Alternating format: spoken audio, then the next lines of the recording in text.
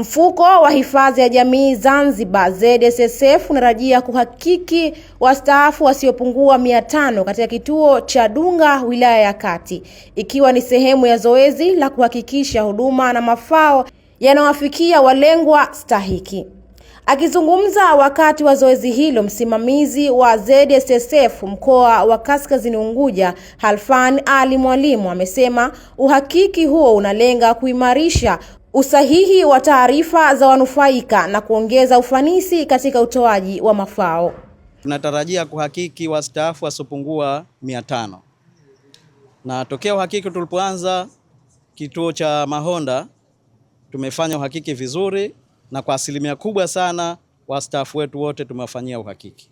Na tunatarajia uhakiki uliofanyika wataweza kupata pensheni zao kwa wakati kabisa. Baadhi ya wastaafu wameeleza kuridhishwa na huduma za ZSSF, wakisema mfuko huo umekuwa ukiwasaidia kupata mafao yao kwa wakati na hivyo kupunguza changamoto za hivi. Nafanikiwa na kwenda napata pesa zangu bila wasiwasi.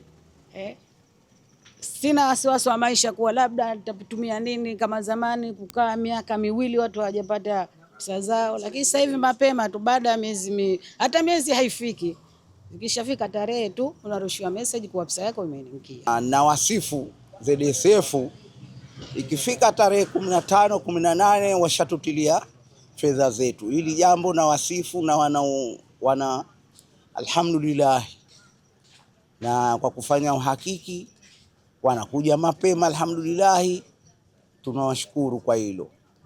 Matarajio ya ZSSF kwa zoezi hilo litaendelea kuwa chachu ya kuimarisha huduma kwa wastaafu na kuongeza imani ya wananchi katika mfumo wa hifadhi ya jamii Zanzibar. Na hizi ni ripoti za ASAM Online TV. Mimi ni Mwanakhairi Mdunga Omar, nyuma ya kamera Amrat Kombo.